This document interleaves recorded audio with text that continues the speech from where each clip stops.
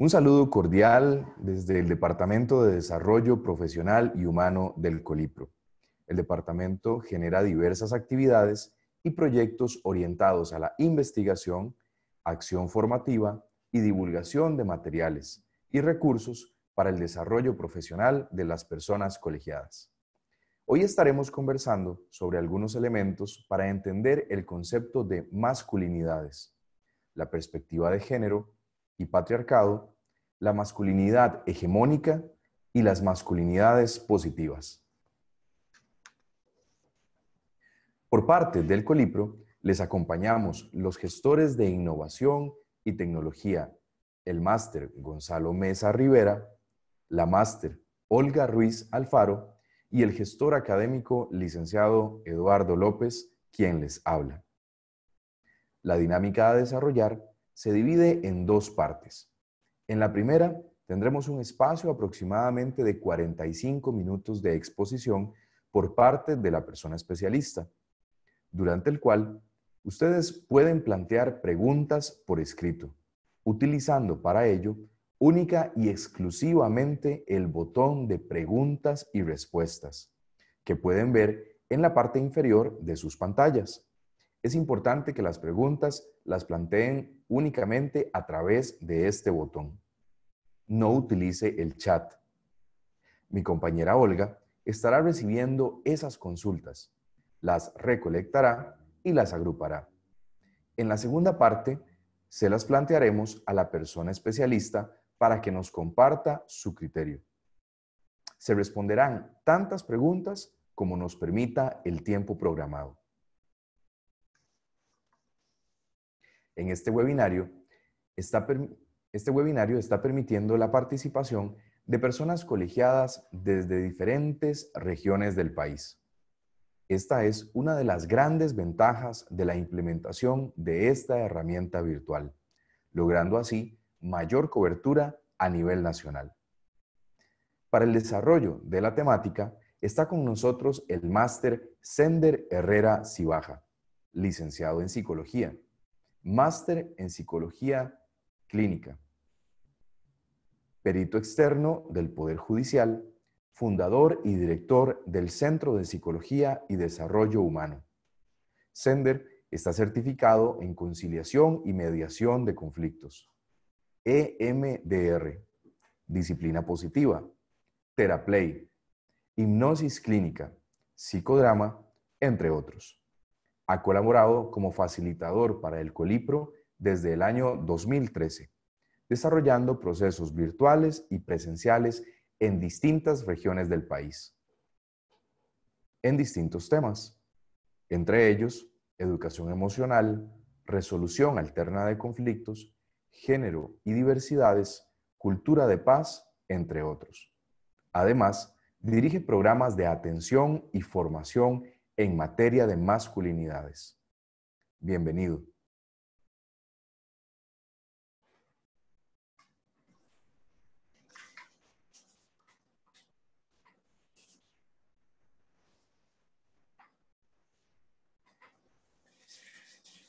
Buenas noches, personas colegiadas. Gracias por acompañarnos el día de hoy en este tema vigente para la realidad social, la realidad nacional de nuestro país. Es un gusto poder compartir el tema de la masculinidad y asociado a esto otro, que es el desarrollo personal y cómo estas dos categorías se relacionan entre sí. ¿Cuál es el discurso de la masculinidad y cómo eso influye en las relaciones interpersonales? Bien,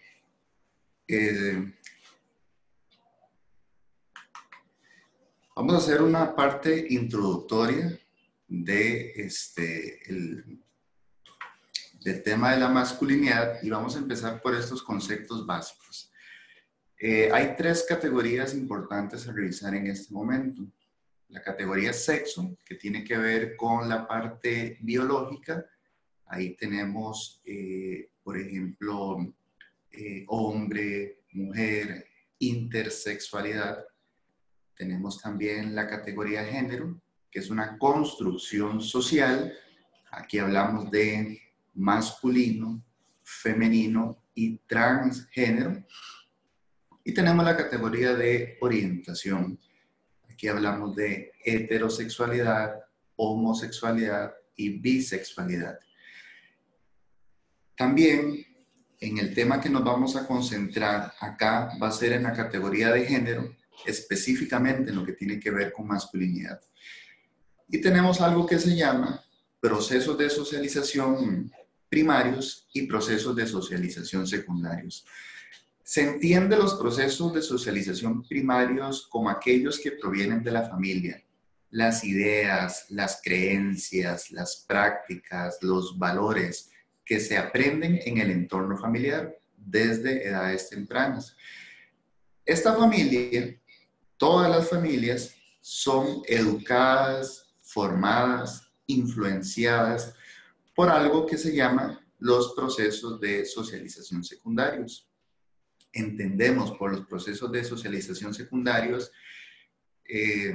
lo que nos enseña la iglesia, lo que nos enseñan los medios de comunicación masiva, las políticas públicas y lo que sucede también con el grupo de pares, es decir, las personas con las que nos interrelacionamos.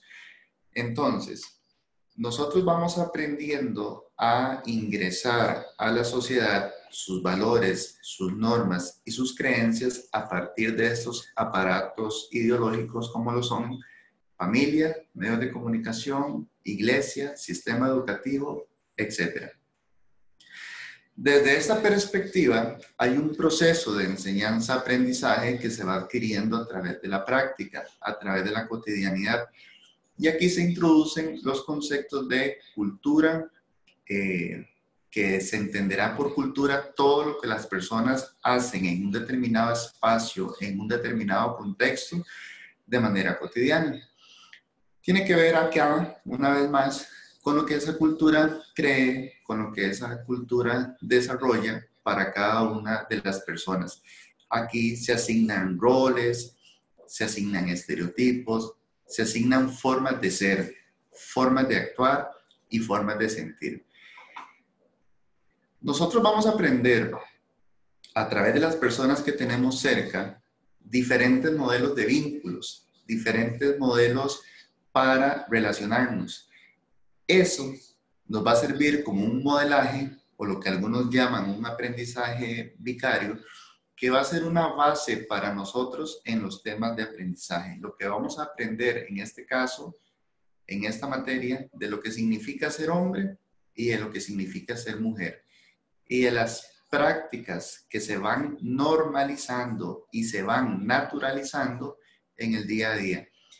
Por tanto, una de las revisiones que se van a hacer acá es cómo algunos mensajes que desde edades tempranas son sutiles, parecieran que no tienen efecto alguno, conforme van avanzando, se van configurando en algo que se torna en relaciones difíciles, a veces en relaciones de poder y a veces en relaciones de violencia.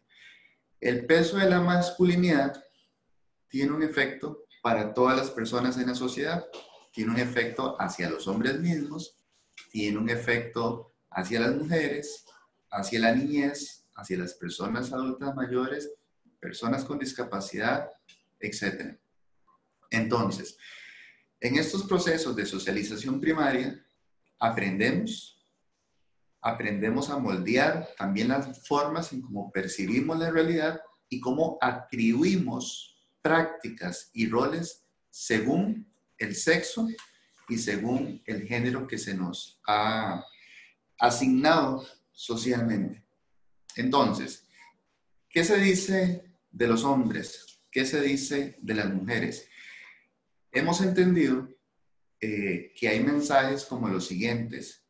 Aunque nosotros no lo hagamos, todavía a nivel social uno escucha cosas como estas. El niño se cae y llora y los mensajes es, los hombres no lloran. ¿Qué se le está enseñando a un niño desde estas edades?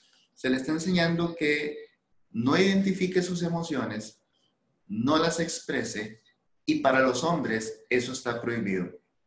Sin embargo, la niña se cae y llora y culturalmente la expresión del entorno es diferente, se chinea, se consuela.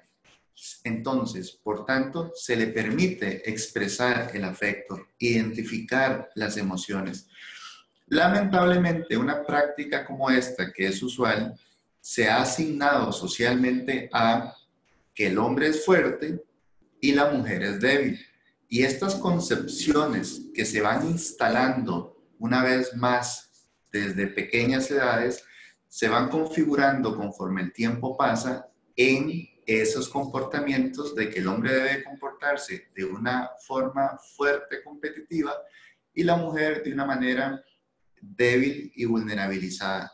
Y esto da cuenta, como lo vamos a ver dentro de un momento, de unos supuestos que se han generado en torno a la masculinidad.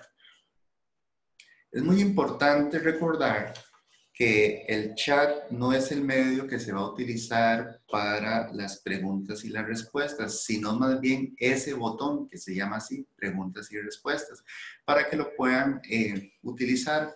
La máster Olga está a cargo de administrar ese botón y a través de él ustedes se pueden comunicar con nosotros. Hay 4 supuestos en torno a la masculinidad. El primero, el que mencioné en la introducción, la hegemonía. A los hombres socialmente se le dan unos atributos: ser fuerte, no expresar emociones, ser proveedor, no comunicar lo que piensa, lo que siente. Esa posición de fuerza, esa posición de poder, se le dan una serie también de privilegios. Por ejemplo, uno escucha mucho en las familias cuando hay hombres y mujeres, hijos e hijas, decir, es que a mi hermano sí lo dejan ir a un lugar porque es hombre y a mí no me dejan. O él sí puede practicar este deporte y yo no puedo hacerlo.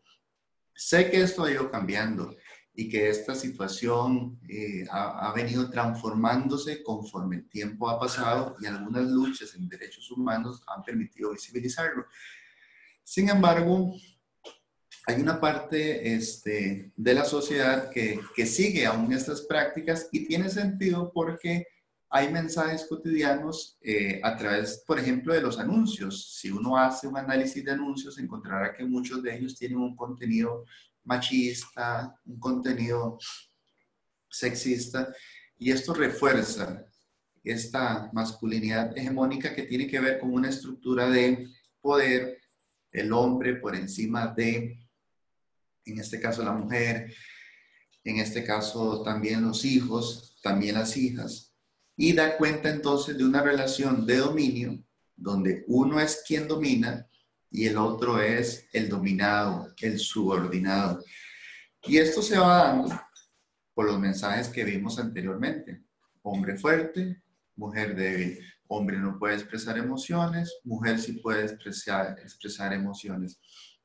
El hombre tiene que ser competitivo, la mujer tiene que ser solidaria. La mujer tiene que estar a cargo de los asuntos domésticos y el hombre en asuntos laborales. Estos son estereotipos, mitos que van configurando esta masculinidad hegemónica. Y otros temas también que se asocian al tema de la sexualidad. El hombre tiene que llegar con experiencia a la vida en pareja y la mujer tiene que llegar virgen, por ejemplo. Entonces son mitos y estereotipos que van configurando esto de la masculinidad hegemónica. Al hablar de hegemonía, entonces, el otro supuesto de la masculinidad es la subordinación. Alguien está en una estructura de poder superior y alguien está debajo de esa estructura de poder. Por tanto, dirige a esa persona, dirige las decisiones de esa persona, y esto nos permite explicar esto que hemos estado observando mucho sobre la violencia doméstica, los femicidios, por ejemplo, y estas prácticas discriminatorias que se da en este caso hacia las mujeres. Estos son conceptos que se tienen que ir replanteando, pero son los que justamente, lamentablemente, se van naturalizando conforme el tiempo pasa, si no los cuestionamos, si no los analizamos desde otra mirada. El siguiente supuesto es la complicidad. esa complicidad que a veces se da entre hombres, por ejemplo, en este caso, donde a través del chiste, a través de las bromas, a través de las reuniones en un bar, por ejemplo, o en un partido de fútbol, etcétera, se unen en una misma idea, en un mismo sentir, para entre sí mismos fortalecer estas ideas, estos conceptos de, por ejemplo, hacer un piropo sexual inapropiado hacia una mujer. Cualquier piropo no solicitado es inapropiado, sea cual sea el contenido. Entonces, esas complicidades que se dan de risas, de no censura, donde yo más bien entro en esa misma broma, en esa misma práctica de someter a, de alguna manera, objetivizar a la otra persona, en este caso, la mujer. Por ejemplo, mensajes como cuando hay una noticia de abuso, de violación, entonces a veces lo que se dice es, era la manera en cómo andaba vestida, estaba provocando, qué hacía a esas horas en ese lugar. Entonces, eso es lo que hay que cuestionarse, ¿verdad? Que hay una parte de la población que puede transitar libremente, sin cuestionar su vestimenta o la hora en que esté en la calle. Y hay otro sector de la población que hacer eso es de alto riesgo. Bueno, uno tiene que cuestionarse por qué eso tiene que pasar, por qué algunos hombres consideran que pueden tener el privilegio de dominar el cuerpo de una mujer en una situación como lo es el abuso y la violación. Pareciera que esto está muy relacionado con estos mensajes sutiles que se dan desde edades tempranas. Esa complicidad es una herramienta de dos vías. Una para fortalecer esto de la masculinidad hegemónica, pero por otro lado también es una vía que puede servir para censurarnos entre nosotros mismos. Al final, lo que tiene que existir es alguien quien detenga esto, alguien que no reenvíe un video, alguien que de repente no se ría de un chiste hacia una mujer, etc. Entonces la complicidad tiene esa doble vía de fortalecer esta masculinidad hegemónica, pero también puede servir como una ruta para autocensurarnos y censurarnos entre los demás.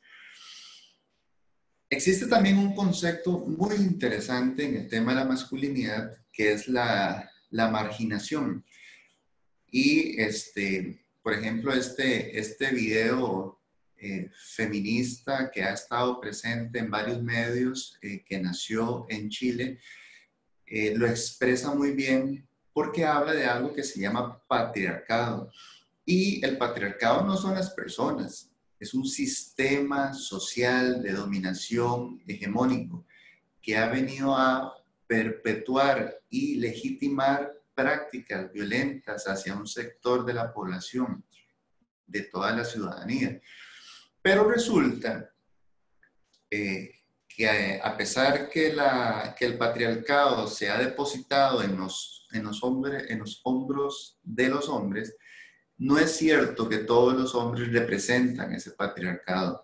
No es cierto que todos los hombres creen en esto. No es cierto que todos los hombres siguen esta misma línea. Hay hombres que están más sobre la línea de la igualdad, sobre la línea de la equidad, sobre la línea del respeto hacia la otra persona.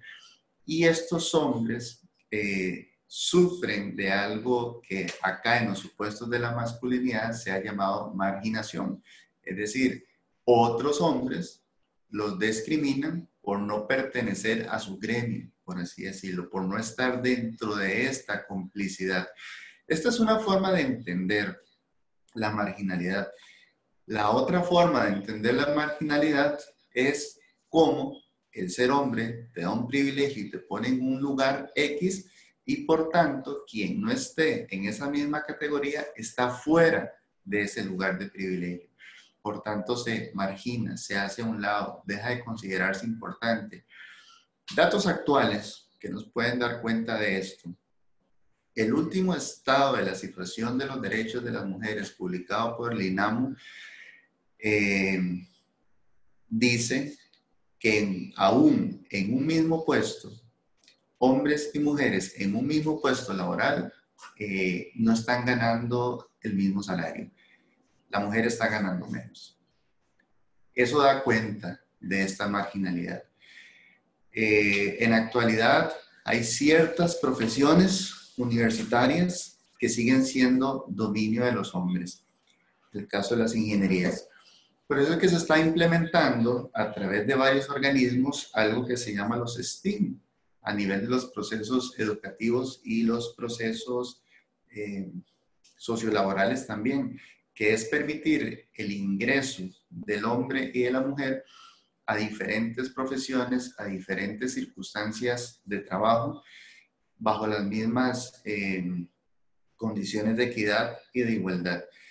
Por ahí están estos supuestos de la masculinidad hegemónica. Avanzamos sobre otra concepción de la masculinidad, que es la que vamos a revisar a continuación. Porque esto que estamos diciendo tiene un efecto en la vida social. En este caso, voy a utilizar las relaciones de pareja, justamente. Este es un estudio poquito viejito, 1998, y algunas personas dirán, bueno, eso ya hace muchos años, hay que actualizarnos y demás, pero miren, yo trabajo con hombres todas las semanas en grupos a nivel de terapia grupal y ya por varios años, y uno sigue escuchando esto, uno lo sigue escuchando, uno lo sigue viendo en la cotidianidad. Entonces, una crítica a este estudio es que fue en 1998. Y la otra que pueden hacer ustedes es que se hizo en Nicaragua. Este es un estudio nicaragüense y hay personas que no les ha gustado que esto se cite, pero ustedes evaluarán la información y dirán si esto tiene vigencia, es pertinente o no. Este señor Montoya, nicaragüense, establece algunos supuestos sobre estas masculinidades que estamos conversando en esta materia asociada al tema de pareja. ¿Qué buscan? ¿Qué esperan los hombres en las relaciones de pareja? Entonces el señor Montoya en su investigación nos dice, ¿qué busca el hombre en su pareja? Que la esposa lo atienda. Eso da cuenta de algo que se llama servidumbre femenina, que es la mujer sirviendo al hombre. Hemos escuchado en situaciones de violencia intrafamiliar, por ejemplo, que ha iniciado una situación de violencia porque quizá la comida estaba muy caliente y el hombre la quería más fría. Un detalle como ese ha desencadenado situaciones de violencia intrafamiliar, porque el hombre siente que tiene que ser servido, es decir, la mujer está para servirle, y además tiene que ser de la forma en que a él le parezca. Entonces, si no sucede así, el discurso del hombre es no me amas, porque si me amaras, sabrías cuáles son mis necesidades, porque ya tienes mucho tiempo de estar conmigo y ya deberías de haberlo sabido. Entonces, mensajes como esos son los que dan cuenta de esta servidumbre femenina. Juzguen ustedes si estas cosas pasan aún o no pasan. Ahí nos comentan luego. ¿Qué más buscan los hombres de las mujeres? Que la esposa lo entienda. Mira, fue por el alcohol. Si no hubiera sido por el alcohol, esto no hubiera pasado. Entendeme, mira, a mí no me enseñaron en la infancia a abrazar, a querer. Entonces, ¿qué estoy esperando de manera subordinada de la mujer? Que se resigne, que lo acepte, que tolere una situación como esta. Entonces, vemos una vez más esta hegemonía en esta dinámica relacional. ¿Qué más buscan los hombres de las mujeres? Que ser el que dirige la relación. Es decir, la mujer tiene que estar en una posición de pasividad. El hombre es quien tiene que dirigir la relación. Incluso en temas como actividades festivas, si vamos, si no vamos, la ropa que llevamos, la hora en que salimos, como también en temas de sexualidad. en qué momento lo hacemos, cuándo lo hacemos, con base en mis necesidades, indistintamente de que la mujer tenga su derecho a decir no y sus momentos de necesidad también en esta materia. A eso se le ha llamado pasividad femenina. Si ustedes ven, todo eso tiene que dar cuenta de los 4 supuestos que nosotros acabamos de ver y lo estamos aplicando a un área, al área de las relaciones de pareja. ¿Qué más esperan los hombres de las mujeres? Que la esposa dependa de él, y aquí hay un gran tema, ¿verdad? Porque esa dependencia femenina cada vez es menor, porque dichosamente la mujer ha ingresado al ámbito laboral, al ámbito productivo, y en muchísimas ocasiones en puestos superiores que quizá del de su pareja. Para algunos hombres que han sido educados para ser proveedores dentro de esa estructura hegemónica, esto significa que está poniendo en descubierto su masculinidad, es decir, no está cumpliendo ese rol de masculinidad que se le ha asignado. Por tanto, entra en conductas de control y sumisión como celos. Si llegas tarde, ¿con quién te quedaste? Y tal vez la persona está en una actividad laboral donde ha tenido que quedarse un tiempo más del que se ha dispuesto. Por ejemplo, hoy que estamos aquí trabajando varios hombres y mujeres en este espacio, este webinar, ¿verdad? Entonces el hombre necesita, bajo esta masculinidad hegemónica, que la mujer dependa de él. Y si eso no es así, él va a hacer acciones para que eso sea así. Y el problema es que esas acciones son violentas. Son violentas. ¿Qué más esperan los hombres de las mujeres, de sus parejas? Que la esposa o su pareja les sea fiel. Entonces, hay un discurso que valida la infidelidad en el hombre, pero es intolerante ante la infidelidad de la mujer. En ese sentido, se observa además un tema de control de la sexualidad femenina, es decir, la mujer como un objeto donde controlo su cuerpo y controlo su sexualidad. Solamente me rinde cuentas a mí, por ejemplo. Y por supuesto, ¿qué otra cosa buscan los hombres de sus parejas en este caso? Tener hijos, que le perpetúe el apellido, que le perpetúe su herencia, que le perpetúe su virilidad. Estas son algunas expresiones que dan cuenta de los 4 supuestos de masculinidad que se constituyen como masculinidad hegemónica, traducidos a algo como lo son las relaciones de pareja. Pero no terminamos ahí. Vamos a ver otros de los resultados de los estudios que se hicieron con estos hombres. ¿Qué temen los hombres de las mujeres? A ser dominado, es decir, que sea la mujer la que lleve la batuta en el hogar, y cuando la mujer es autónoma laboral y económicamente, esto es un problema para los hombres que desarrollan masculinidad hegemónica. Por tanto, temen que su esposa sea independiente, porque no van a depender de él, no van a necesitar de él, pueden vivir sin él. Y un hombre que ha sido socializado en una masculinidad hegemónica, esto es intolerante. Y todo lo que practique para lo contrario va a ser a través de la violencia. Es el mecanismo que se utiliza por parte de la masculinidad hegemónica.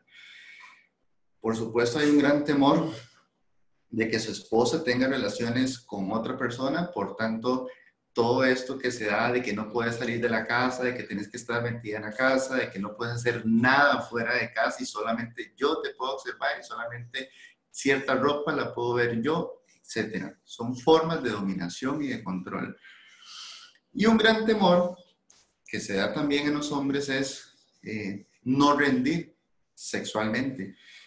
Estos son expresiones que en las cantinas, pero también en los grupos con los que trabajamos, uno lo escucha con muchísima frecuencia, ¿verdad? Hay una vulnerabilidad de la virilidad, de esta masculinidad hegemónica, pero justamente porque se niega esta vulnerabilidad, es que las acciones para demostrar que esto no es así, se convierten en manifestaciones violentas.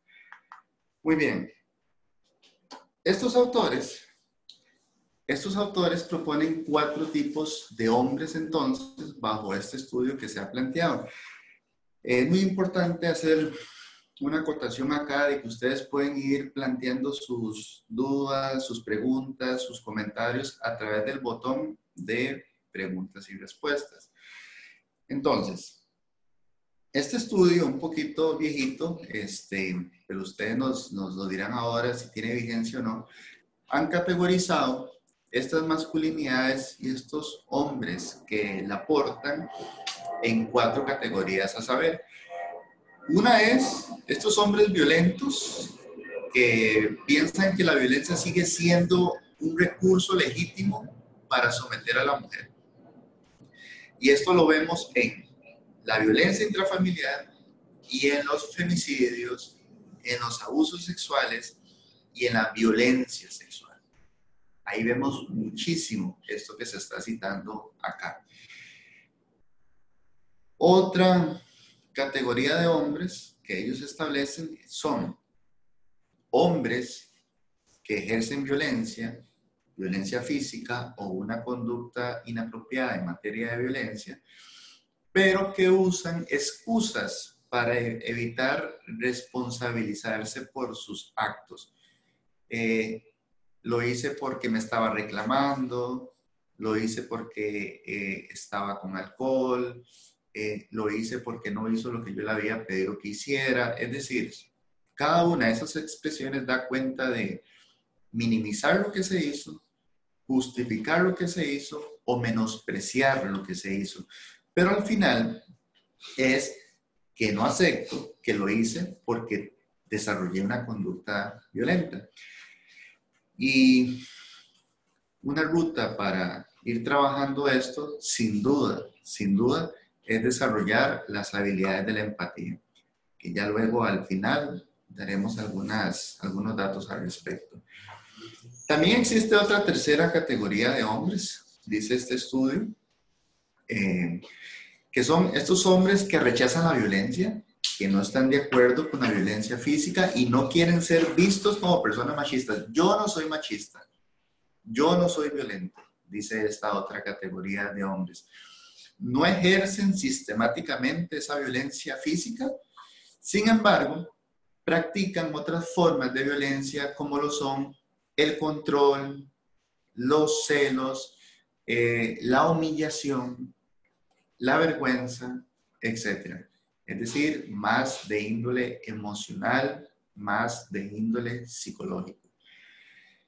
Y por último, nos dice este autor, existen unos hombres que no ejercen esta conducta violenta física, que son personas que no ejercen esta forma de violencia psicológica sistemáticamente, que no ejercen estas conductas de control y de celos sistemáticamente, pero que sí utilizan otras formas de maltrato emocional.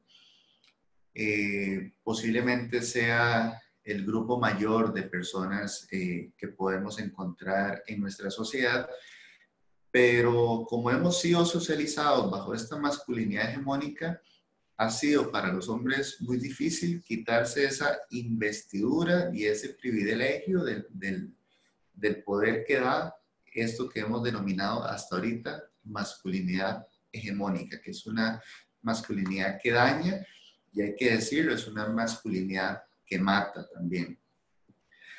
Hay 2 conceptos que nos han permitido ir replantear esto, que son la igualdad y la equidad de género, y acá estoy poniendo 2 imágenes para intentar explicar esos conceptos.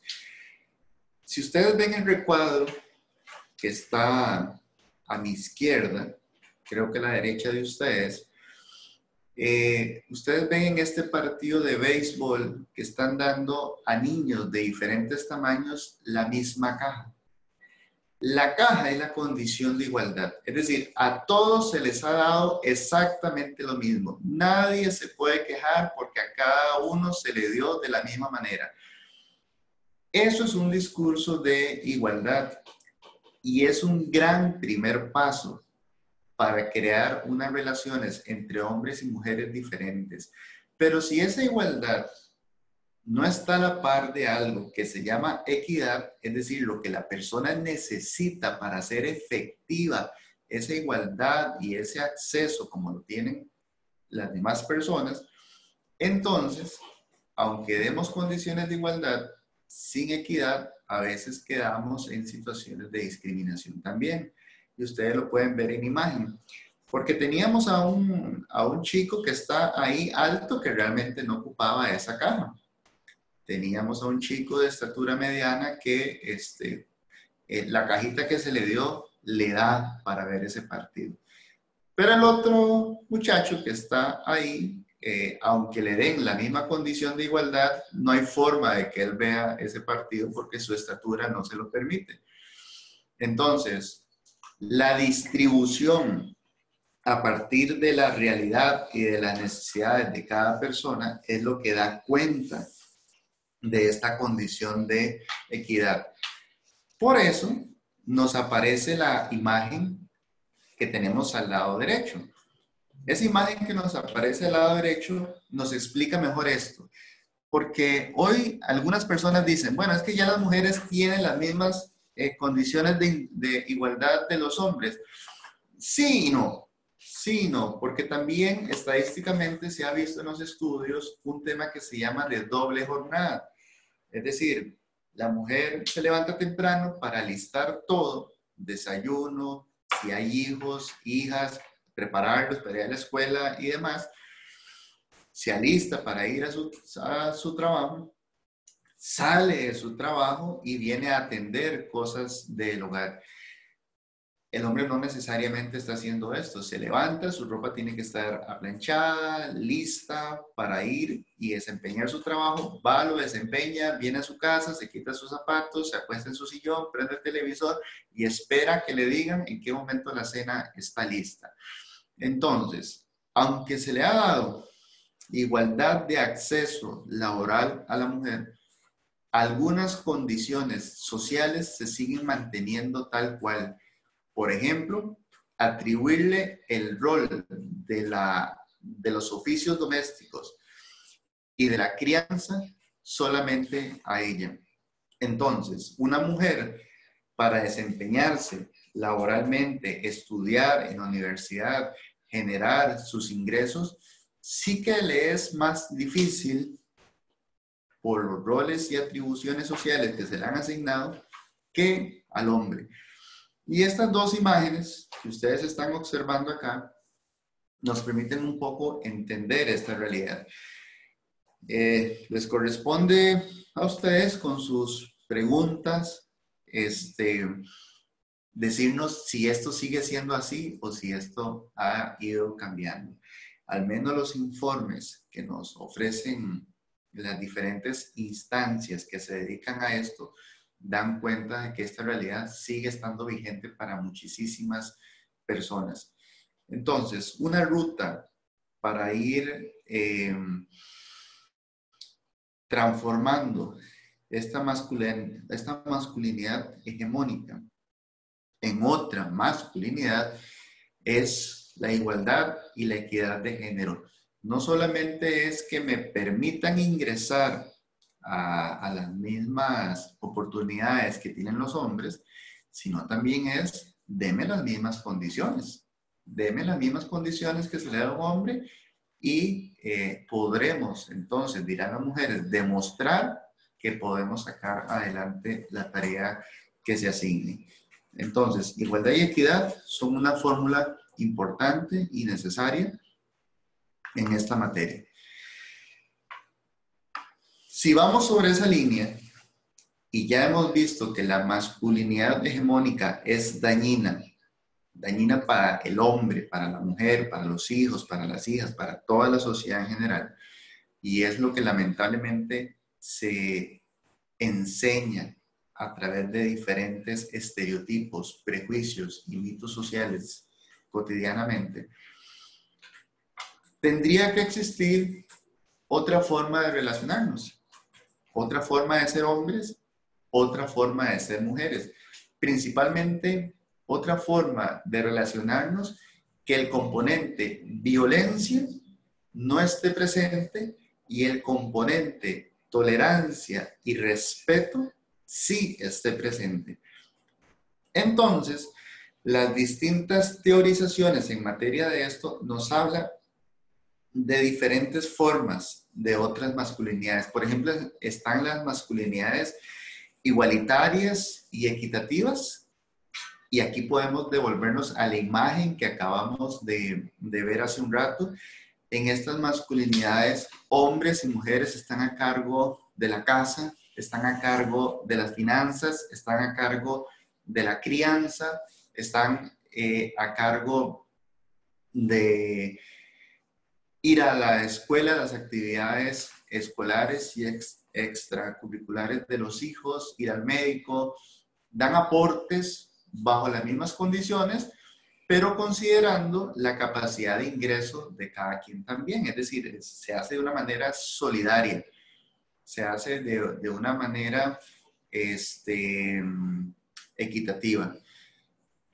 Otra forma de ver esta otra masculinidad es una masculinidad saludable, y en esta voy a hablar un poquito en la siguiente parte, porque tiene que ver cómo esta masculinidad hegemónica no permite, por el machismo, por el sexismo, que los hombres ingresen a algunas prácticas que de verdad son saludables para sí mismos y por ende para las demás personas. Pero eso lo voy a mencionar dentro de un momentito. Otros hablan de masculinidades alternativas. Entonces, está la masculinidad hegemónica y otra masculinidad, una masculinidad alternativa, que tiene las características ya citadas. Y otros hablan también de masculinidades diversas. Entonces, no existe una sola forma de masculinidad, no existe una sola forma de ser hombres, no existe una sola forma de relacionarnos entre hombres y mujeres. Y eso es lo que realmente queremos plantear, y hacia eso vamos con el tema del desarrollo personal con esta otra masculinidad, y es lo que vamos a citar en este momento. A ver, lo que sucedió fue, así como los hombres, así como las mujeres, era necesario que entraran al ámbito laboral, es importante y necesario que entraran al ámbito laboral, de la misma manera, era necesario que el hombre entrara a los sistemas de crianza, también con condiciones de igualdad y de equidad para ingresar a los sistemas de crianza. Muchos hombres sí quieren desarrollar una paternidad activa, pero entre la complicidad de la masculinidad hegemónica y las condiciones laborales que a veces no lo permiten, se dan este tipo de situaciones. Ahora, si esto lo resolvemos a través de la solidaridad, a través de la cooperación, podríamos distribuir los tiempos, distribuir las finanzas, distribuir los compromisos para que mamá y papá o persona cuidadora o persona encargada pueda desarrollar una paternidad activa, porque hay hombres que sí quieren desarrollar una paternidad activa. Otra ruta en el tema de la masculinidad y el desarrollo personal es esto de la mortalidad. Como los hombres tienen que ser fuertes y no tienen que expresar emociones, en muchas ocasiones entran en conductas de riesgo en su trabajo. Usted lo nota en carreteras, por ejemplo. En carreteras, si alguien adelante va muy lento, el que va detrás, si es hombre y tiene una masculinidad hegemónica, dice, de fijo es una mujer la que va adelante. Eso es sumamente común.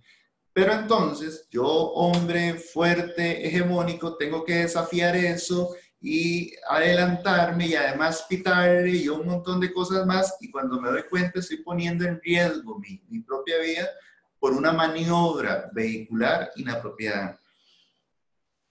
Los hombres fuertes no usan cascos, no usan guantes, si trabajan en el campo no usan bloqueador solar, porque ese tipo de cuidados están asociados a la feminidad. Por tanto, lamentablemente hay una serie de comportamientos en el trabajo y en la práctica cotidiana que dan cuentas de comportamientos que terminan elevando estadísticas de mortalidad en hombres. Por ejemplo, los hombres no asisten a los sistemas de salud con la misma frecuencia en como asisten las mujeres. Por ejemplo, esto que a los 40 años ya hay que ir pensando en el examen de próstata. Hay hombres que dicen, no, eso para mí jamás. Y quizá, si nos permitieran tener educación sexual y afectiva, nos daríamos cuenta que antes, para el examen de próstata, existen unas pruebas de laboratorio para determinar si todo anda bien o si se necesita una prueba adicional. Entonces, el examen de próstata, inicialmente, son unas pruebas de laboratorio. Pero si yo no asisto a los sistemas de salud y además no tengo acceso a una educación en materia de salud diferente, pues sigo poniendo en práctica conductas que van a estar en riesgo de mí mismo. Así también la salud sexual y reproductiva. ¿Cuántas campañas no hay ahorita en relación al tema de el uso del preservativo?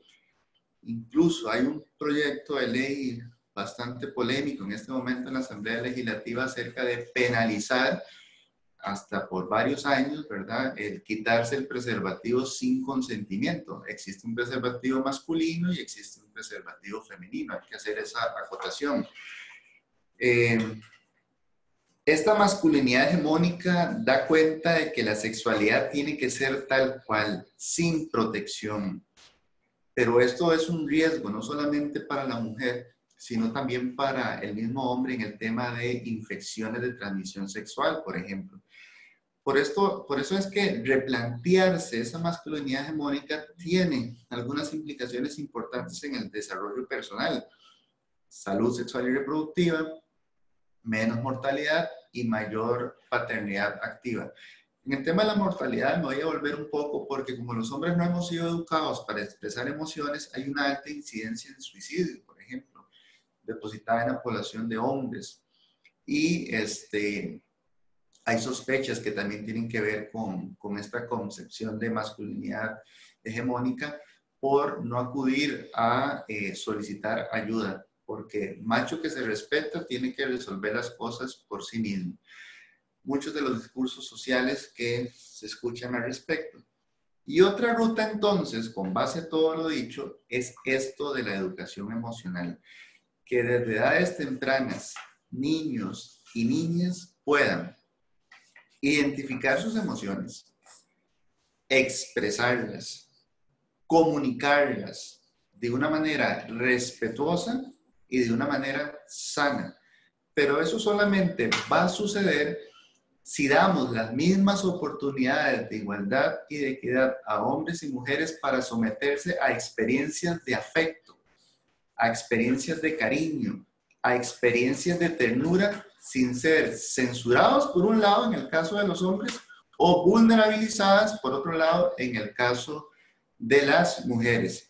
Entonces, una ruta, dos rutas ya mencionadas para desafiar, trascender esa masculinidad hegemónica son prácticas de igualdad y de equidad, prácticas de educación emocional. ¿Qué resultados va a tener esto?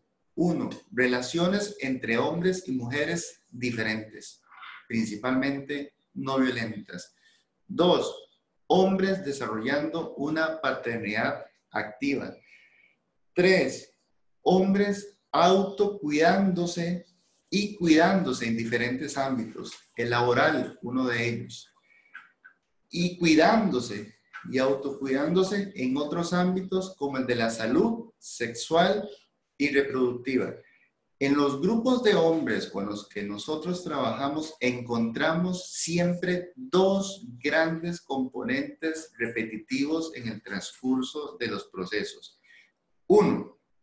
No nos dieron oportunidad de hablar y de expresarnos. 2. Sí deseamos un abrazo. Y esos son dos aspectos que aprenden en estos procesos donde están desafiando esta masculinidad hegemónica y dan cuenta no solamente de un bienestar personal, sino que ya usted lo empieza a observar en un bienestar con las otras personas.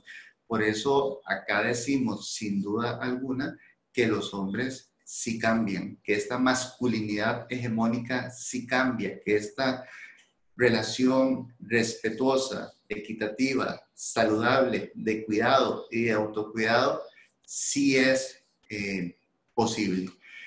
Y bien, esto es parte del tema que Colipro ha planeado para ustedes hoy. Es sumamente importante porque son temas que deben trabajarse desde edades tempranas, desde la educación en preescolar, desde la educación a nivel de primaria y por supuesto a nivel de secundaria. Nos desafía no solamente en nuestro quehacer profesional, sino también que nos desafía a nivel personal como una vivencia necesaria que cada uno de nosotros tiene que empezar a desarrollar para construir otras relaciones posibles. A partir de este momento, quedamos atentos a preguntas que ustedes puedan realizar, aportes, análisis, que nos permita acá dialogar un poco más sobre esta temática. Gracias.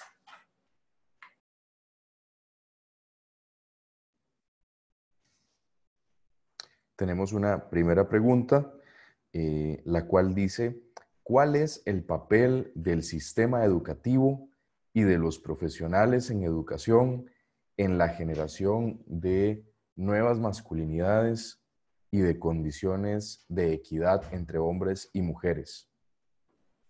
¿Cuál es el papel del sistema educativo y de los profesionales en educación? Gracias. Como mencionamos en la introducción de esta exposición, el sistema educativo es un proceso de socialización vinculante y significativo en el desarrollo de todas las personas porque tiene un impacto directo desde edades tempranas. ¿Qué se necesita? Hacer efectivo programas que ya existen. Programa Convivir, por ejemplo. Ampliar el programa de afectividad y sexualidad, porque esas otras relaciones se aprenden desde edades tempranas. Eso no quiere decir que si no lo aprendieron desde edades tempranas, siendo adultos, no se vayan a aprender. No, por supuesto que no. Lo primero que dijimos al inicio fue que el género es una categoría social con un énfasis en el aprendizaje, lo que las personas han aprendido a través del entorno.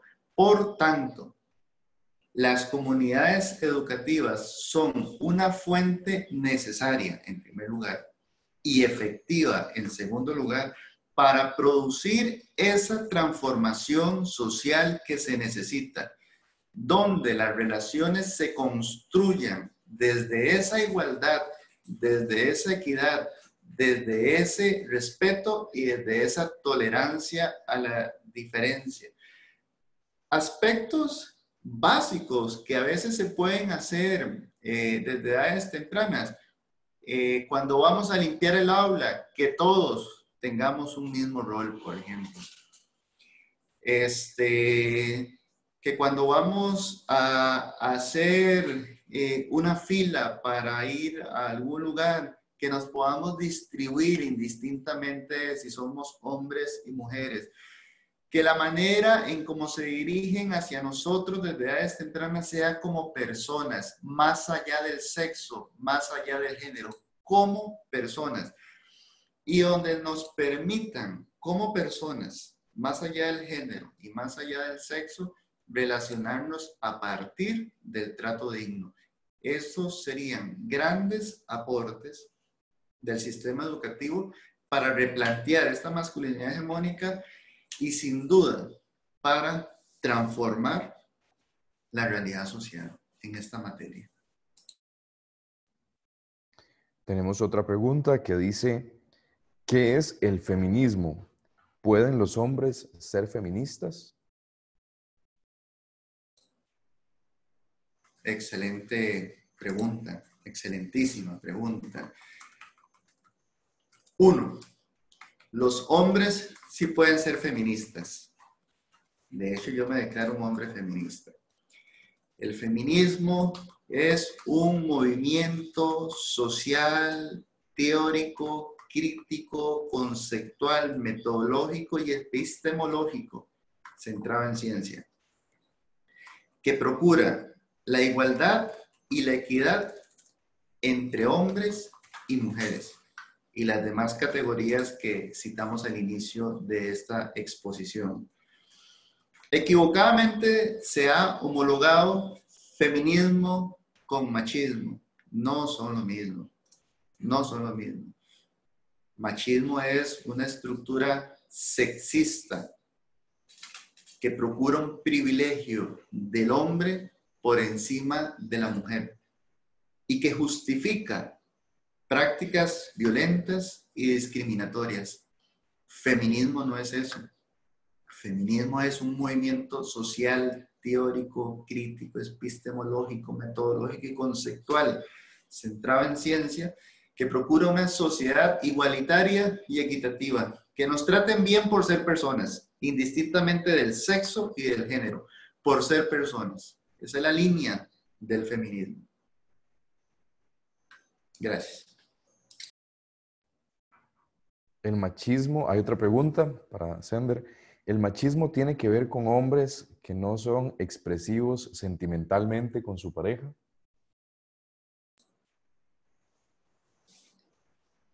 También una excelente pregunta. Yo diría que eso es una consecuencia del machismo, no que el machismo es eso.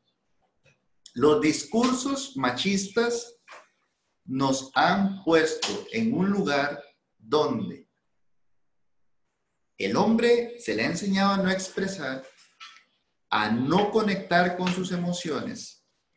El hombre cuando es adulto no lo hace porque no quiere, lo hace porque es eso lo que ha aprendido. Y eso es importante decirlo. Los hombres no son naturalmente violentos, no son naturalmente, voy a usar una expresión popular, secos afectivamente, todo lo contrario. Hombres y mujeres, por ser personas, tenemos necesidades afectivas, necesidades sociales de vincularnos con las otras personas. Es el machismo el que nos ha censurado, el que nos ha prohibido conectar con esa parte interna del ámbito emocional. Por tanto, no aprendimos la habilidad de identificar y expresar las emociones. Repito, por tanto, en el momento de una relación vincular, tengo esa dificultad para expresarlo. Pero entonces sería más bien un efecto, una consecuencia del machismo más que machismo en sí mismo. Y eso nos da una ruta para poder cambiar esa realidad y entender que esto es un proceso de aprendizaje. Si usted es un hombre en este momento que no recibió afecto en su familia y no le enseñaron desde edades tempranas a conectar con usted mismo y conectar con otras personas desde el afecto, entienda, usted hoy tiene toda la capacidad para desarrollarlo. Quizá no pueda hacerlo solo, quizá necesita a alguien que lo acompañe en este proceso. Si es así, tome este espacio como un inicio para eso. Hoy, a nivel de muchísimas municipalidades a través de todo el país, han venido impulsando agrupaciones de hombres para que empiecen a tener encuentros y verse desde otra mirada, desde otro lugar, desde un lugar más centrado en el afecto y en el cuidado, que es necesario para todas las personas, indistintamente del sexo y del género. Gracias. Tenemos otra pregunta que dice, ¿cuáles daños concretos genera la masculinidad hegemónica y el machismo sobre los propios hombres? Excelente pregunta también. Hay un autor que se llama Michael Kaufman, canadiense. Él habla de algo que se llama tríada de la violencia masculina. Algunos compañeros de aquí mismo del país, esa tríada la convierten en 4 componentes, no solamente en 3. Un efecto es, 1, la violencia hacia sí mismo. ¿Por qué? Porque no hay autocuidado, como ya lo dijimos antes, no hay autoprotección, como se ha mencionado, hay dificultad para el vínculo afectivo y eso es un daño hacia mí en primer lugar. Ese es un primer componente de lo que Michael Kaufman habla sobre esto de la tríada de la violencia masculina. Lo otro es que hay un daño hacia la mujer, hay un daño hacia otros hombres y hay un daño hacia el ambiente. Los efectos directos hacia sí mismo son violencia emocional, violencia del vínculo, violencia de conexión y violencia en el cuidado, que son elementos básicos que todo ser humano tiene que recibir. Todo ser humano tiene que recibir. Y si esta masculinidad hegemónica se lo está prohibiendo a un sector poblacional, está produciendo personas que no logran desarrollar empatía con otras personas socialmente hablando, pero ya dijimos que eso se puede aprender y se puede replantear.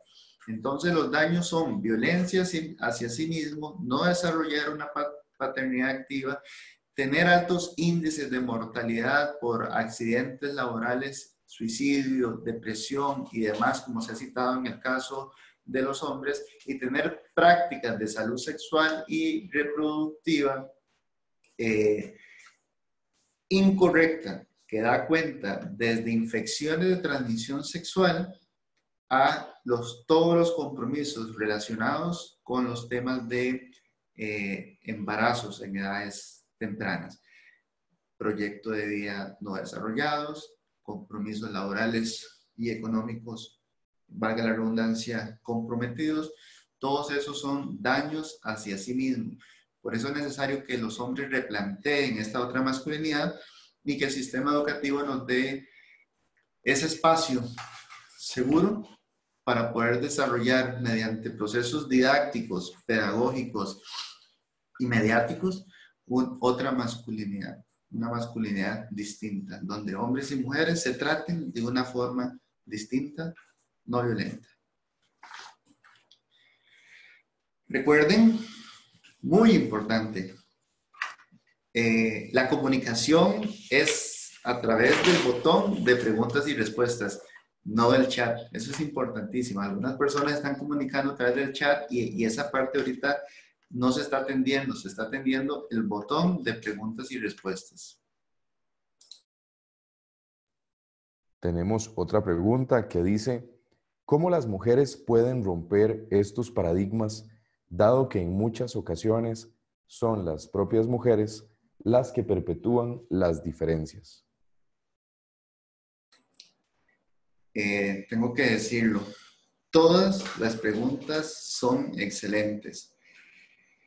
A ver, este tema de que las mujeres son las que mismas que promueven, provocan esta masculinidad porque fueron las mismas mamás las que no les enseñaron a lavar y a planchar y no les permitió desarrollar este afecto, no es otra forma más de complicidad a favor de los hombres y en contra de las mujeres para depositar la responsabilidad de esto en las personas que están sufriendo los efectos de esta masculinidad hegemónica.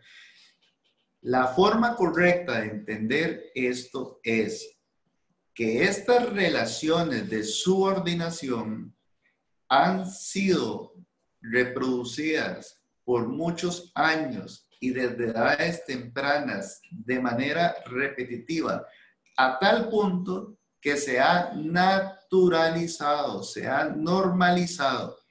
Estas relaciones hegemónicas y de subordinación se han visto como naturales porque se ve en la relación de papá y mamá, se ve en las telenovelas que se reproducen todos los días, se ve en el centro educativo, en la manera en cómo se relacionan hombres y mujeres. Entonces las personas que están creciendo y aprendiendo a cómo entrar en sociedad, están comprendiendo que esto es normal, que esto es natural, y no lo es.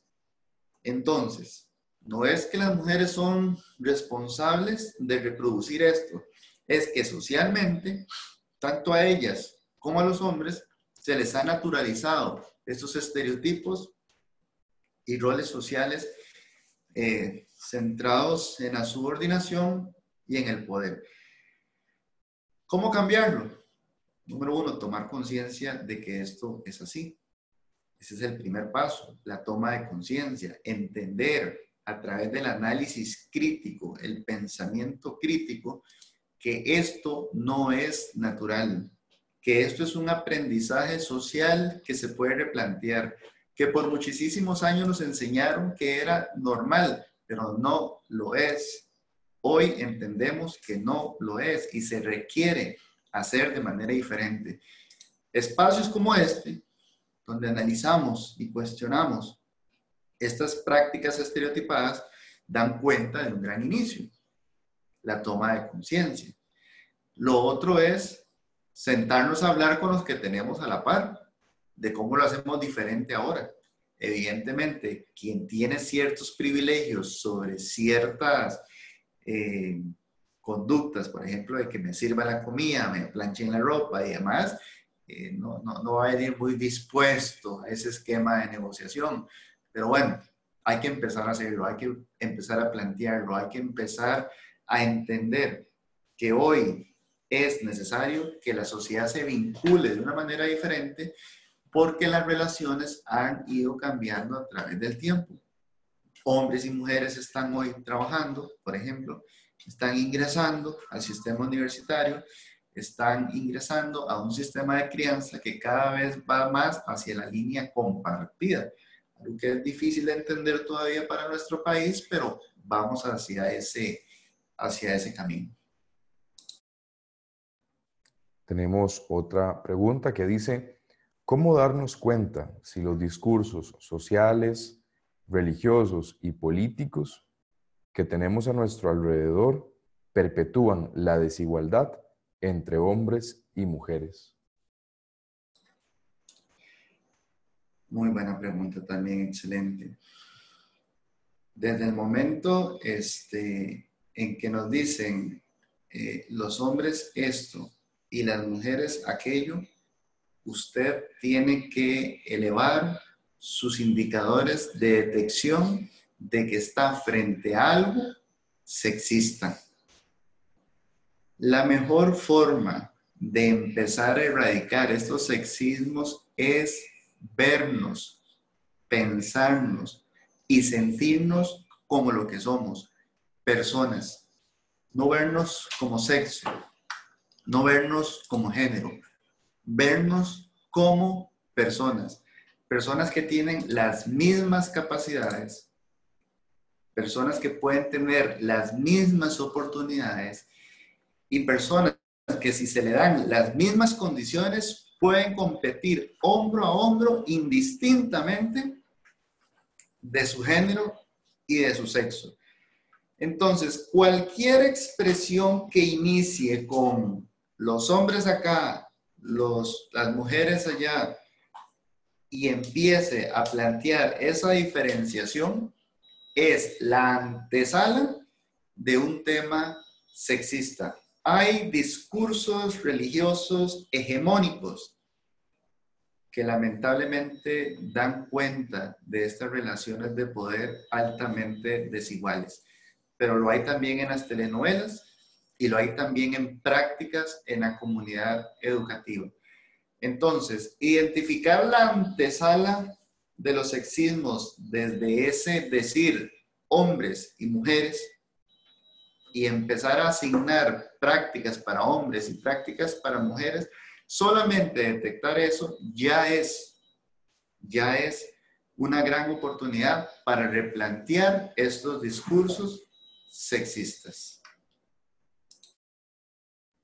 Tenemos una siguiente pregunta que dice, ¿por qué algunas personas dicen que esto de las manifestaciones de las mujeres en distintos lugares del mundo que reclaman y marchan es exagerado y que no es cierto que existan realmente estas diferencias entre hombres y mujeres?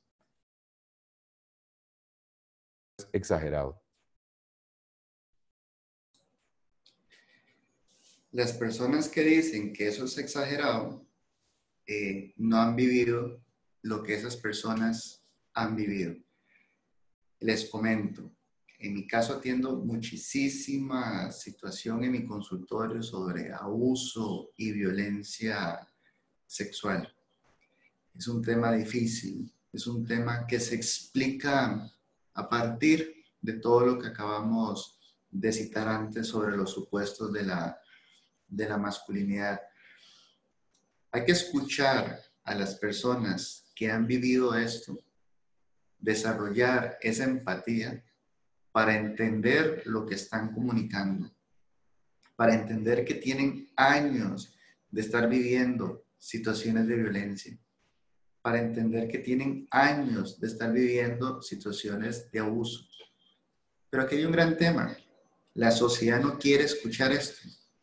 La sociedad no quiere aceptar que en su seno estas cosas están sucediendo.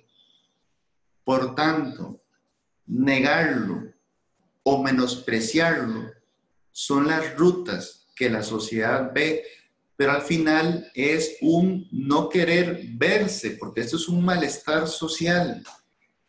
Las mujeres que han levantado la voz en estas manifestaciones lo están haciendo porque si no lo hacen ellas, nadie lo va a hacer por ellas. Un ejemplo sencillo y cerquita aquí en nuestro país, desde hace cuántos años hacia acá las mujeres tienen acceso al voto. ¿Qué sucedía antes? Si las mujeres de aquel entonces no hubieran levantado la voz, posiblemente algunas de las mujeres que hoy estén viendo este webinar no hubiesen tenido acceso al voto. Cada una de las luchas que estas mujeres han hecho, y no las hacen solamente por ellas, las hacen por los niños, por los adolescentes, por los adultos mayores, por las personas con discapacidad, por la vulnerabilización a la que han sido sometidas los pueblos originarios. El feminismo y las mujeres luchan por cada uno de nosotros. Luchan por los hombres también. Luchan por su salud sexual y reproductiva. Luchan por su cuidado. Luchan por su paternidad. Luchan para que la mortalidad disminuya. Y esa es la parte que algunas personas no han querido ver, no han querido entender, porque también funcionan mecanismos de negación. Pero hay que decirlo también, porque también funcionan mecanismos de menosprecio. Pero quien no ha vivido la violencia doméstica en carne propia, el abuso, la violencia, la discriminación y la inequidad, va a observar estas luchas como luchas innecesarias. Pero las personas que lo han vivido no solamente lo respetan, lo impulsan, sino que lo enaltecen, porque al final de cuentas son luchas que benefician a toda la ciudadanía en general. El feminismo ha sido para todas las personas. Tenemos otra pregunta que dice, ¿esto se puede relacionar también con la comunidad LGBTI? La comunidad LGTBIQ+, porque hay diversas identidades de género y diversas expresiones de género, están incluidas en este análisis. Porque hasta ahora hemos conversado de algo que se llama códigos binarios, hombre, mujer, masculino y femenino, pero socialmente no es lo único que existe. Pero estas personas LGTBIQ también han sido socializadas por los mismos mecanismos y aparatos ideológicos citados anteriormente. Han sido de niños educados por la misma iglesia, por el mismo sistema educativo, por los mismos medios de comunicación social. Han sido influenciados por estos procesos de aprendizaje, percepción y atribución que citamos en un inicio. Por tanto, están en la lógica de estas categorías de análisis también. También en las poblaciones LGTBIQ se observan masculinidades hegemónicas. También se observan manifestaciones de violencia. También se observan manifestaciones de discriminación. Por tanto, este tema contiene a todas las personas. Entre ellas, la que ustedes acaban de preguntar, las personas LGTBIQ y más. Diversas identidades genéricas, diversas expresiones de género. Hay otra pregunta que dice, las mujeres hemos tomado roles masculinos, sin ser lesbianas, con el fin de no sufrir más, pero esto complica la relación entre hombres y mujeres. ¿Será que la solución está en la educación emocional, tanto en mujeres como en hombres? Bueno, muchísimas gracias por esa pregunta, porque usted da la solución, la educación emocional. Vean, estos son temas difíciles para todas las personas. Por eso hicimos una pequeña introducción al inicio sobre las categorías de sexo, las categorías de género y las categorías de orientación sexual. Evidentemente nos quedamos en un primer nivel de análisis y en un primer nivel de expresión y de identidades. Evidentemente hay más. Pero estos cuestionamientos que se plantean son porque también, y estoy repitiéndolo en la pregunta anterior, hemos sido socializados bajo los mismos sistemas binarios. Por tanto, se dan estos mismos cuestionamientos. Pero la ruta de la salud es la congruencia. Ser congruentes conmigo mismo, ser congruentes en la relación. Pero tener la oportunidad de expresarme de manera segura. Son esas dos condiciones las que socialmente no nos han sido dadas, nos han sido prohibidas. Por tanto, el sistema de la educación emocional me permite varias cosas. Uno, ya citado, no solamente conectar conmigo, sino conectar con el otro, con la otra, sino practicar el cuidado hacia mí y hacia la otra persona. Cuando hay congruencia en estos sistemas de apego conmigo y con el otro, yo no ingreso a estos dilemas. Cuando lo hago de manera segura, yo no ingreso en estos dilemas. Estos dilemas son porque se nos ha prohibido sentirnos y pensarnos desde otros lugares. Y ese otro lugar es una oportunidad de ser congruentes sin ser juzgados. Tenemos otra pregunta que dice, ¿cuál debe ser el papel de los hombres ante las manifestaciones de violencia contra las mujeres que vivencian a su alrededor? Muy bien. ¿Cuál debe ser el papel de los hombres? Número 1, no ser cómplices. No ser cómplices. Censurarme yo y censurar el vecino de que estas prácticas de violencia y discriminación son eso. Violencia y discriminación. Los hombres, las mujeres, todas las personas, es necesario que participen de estas manifestaciones de diferentes maneras. Hay personas que asisten a una marcha, hay personas que postean en sus redes sociales, hay personas que apoyan económicamente estas iniciativas Hay personas que deciden no reproducir estos patrones y estereotipos sexistas. Esas son formas de que los hombres participen de estos movimientos. Y entiéndase bien, estos movimientos son movimientos en contra de la violencia, en contra de la discriminación. Esa es la esencia de estos movimientos. Si no existiera violencia hacia una población, si no existiera discriminación hacia una población, no tendríamos estas manifestaciones que, como hemos visto a través de los diferentes medios de comunicación masiva, son globales, están en todo el planeta. Y lo que hemos visto nos da cuenta de que esto es una realidad social grande que debe ser transformada. Poco a poco lo está haciendo. Esta complicidad a favor de la igualdad y de la equidad nos va dando una ruta, pero esa complicidad a favor de la empatía nos fortalece esta ruta.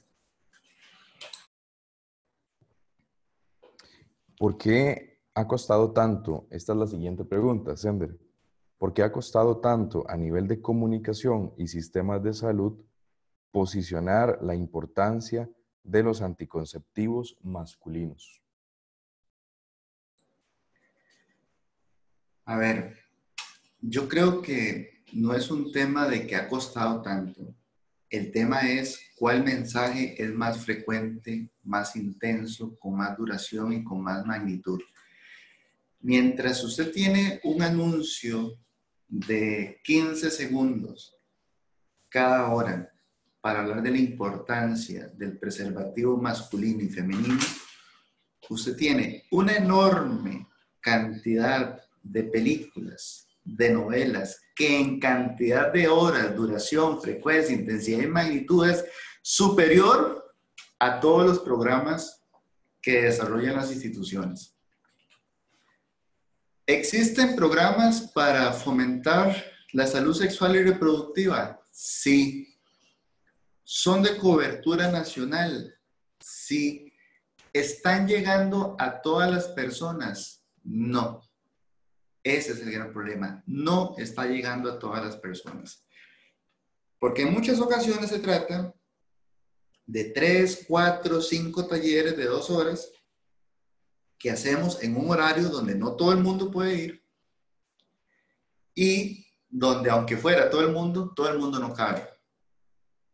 Por tanto, ¿tenemos cobertura? Sí. ¿Accede la población? No. Pero los otros mecanismos de socialización, estoy repitiendo, telenovelas, narconovelas, películas, etcétera, sí están accesibles para todas las personas constantemente, una y otra vez, una y otra vez, una y otra vez. Entonces, ¿por qué cuesta tanto? Son 4 los criterios: duración, intensidad, frecuencia y magnitud. Los programas preventivos tienen frecuencia, intensidad, duración y magnitud sumamente inferior y menor que los demás programas ya citados, que en horas y acceso los tenemos sumamente disponibles en todo el día. ¿Por qué cuesta tanto el cambio cultural? Porque por 10 minutos de educación preventiva tenemos quizás 3, 4, 5 horas de un mensaje totalmente contrario a ese programa de educación preventiva. Por tanto, la cobertura y el acceso a toda la población tiene que garantizarse y esa es la iniciativa que tiene que empezar a realizarse. Ok, nos quedan 2 preguntas más. La siguiente pregunta dice así: ¿de qué formas concretas podemos enseñarle a los niños nuevas formas de ser hombres? Gracias por esa tierna y cariñosa pregunta. La primera forma de enseñar a los hombres otra masculinidad es: permita a los hombres sentir expresar, comunicar las emociones. Abrace a los hombres como se abraza a las niñas. Consuele a los hombres como consuela a las niñas. Calme a los hombres como calma a las niñas. Mire a los ojos. Exprese ternura, entendiendo que la masculinidad es un tema de afecto, es un tema de cuidado. Caricias, cantar, expresar, sin distinción de sexo, simple y llanamente porque son personas, hombres y mujeres. Por eso insistimos en la importancia de la educación emocional. Está en la conexión, está en el cuidado. Permitan a los hombres tener contacto con las emociones y expresarlas de manera segura y estaremos haciendo una gran lucha en contra de la masculinidad hegemónica. Más afecto, más ternura, más caricias, eso sí, de forma segura y respetuosa. Finalmente, esta pregunta dice, ¿sería viable que los centros educativos promuevan charlas sobre el tema entre los padres de familia para ir despertando en la sociedad otra masculinidad? ¿A dónde nos podemos dirigir? Si es factible, si es posible. A veces esto se trata de un tema de articular, por ejemplo, a nivel de instituciones. A veces si, por ejemplo, la Junta de Protección de Niñez y Adolescencia del Cantón X se une para trabajar con los niños, si la municipalidad con sus programas se une para trabajar con las familias, si los educadores a través de Colipro, que tienen un enorme financiamiento para que todos los docentes tengan acceso a esta información allá donde están localizados, en ocasiones implica un tema de coordinación, organización, gestión. Si tan solo hiciéramos esa gestión de encontrarnos y articular, ya eso sería muchísimo. Eso a nivel macroestructural, a nivel de instituciones y sus programas, ponerlos a favor de esto, porque las instituciones tienen muchos programas, pero a veces trabajan de manera lamentablemente desarticulada y quien no se ve beneficiado es la comunidad, o a veces sí se ven beneficiados, pero de una manera donde acceden muy pocas personas. En la actualidad existen muchísimas personas y muchísimos programas de una masculinidad diferente. El mismo MEDPLAS ha venido desarrollando, el mismo Colipro las he venido implementando desde hace varios años atrás. Existen organizaciones e instituciones que trabajan esta otra masculinidad, ya no una, ya ahora hay varias, hombres y mujeres trabajando por esta otra masculinidad. Hoy tenemos a través del internet acceso para googlear estas organizaciones, googlear estas personas y poder hacer coordinaciones para llevar estos a las comunidades. Hoy tenemos programas que se llaman o tienen la esencia filosófica de familias ayudando familias, hombres ayudando a hombres, mujeres ayudando a mujeres, porque muchas veces estamos esperando que a nuestras comunidades lleguen los grandes profesionales y no funciona de esa manera. Ocupamos a los profesionales para que nos ayuden a organizarnos y nos desarrollen habilidades multiplicadoras. Pero la esencia está que en comunidad y en la comunidad logremos resolver estas situaciones. A veces lo que necesitamos es una orientación, una inducción, una forma de organización diferente. Y ahí es donde podemos organizar con estas instancias. Dichosamente para ustedes tienen una gran organización Colipro que puede acompañarlos en este proceso a través de los mecanismos de capacitación que ellos desarrollan. Bueno, estas son las preguntas que pudimos plantearle a Sender. Por cuestiones de tiempo, nos quedan algunas sin responder. Sin embargo, el propósito del Colipro no es agotar los temas, sino más bien generar espacios de reflexión, generar espacios de diálogo, de intercambio y movilizar la reflexión en las distintas comunidades y en los distintos equipos docentes a nivel país. Queremos agradecerles a cada una y a cada uno de ustedes el tiempo que han invertido para estar con nosotros y nosotras en este webinario. Deseamos que el espacio haya sido de muchísimo provecho, de mucho crecimiento personal y profesional para cada una y cada uno de ustedes. Les esperamos en una próxima entrega y este espacio fue producido por el Departamento de Desarrollo Profesional y Humano del Colipro. Hasta la próxima.